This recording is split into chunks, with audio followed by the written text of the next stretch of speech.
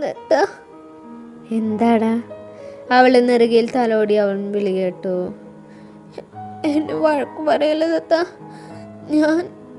ഞാൻ രാവിലെ ശരിക്കും ഫുഡ് കഴിച്ചതാ, നല്ലോണം കഴിച്ചതാ. എന്നിട്ടും തലറങ്ങി വീണു. വേണമെങ്കിൽ ശീലുവിനോട് ചോദിച്ചു നോക്ക്. ആണോ?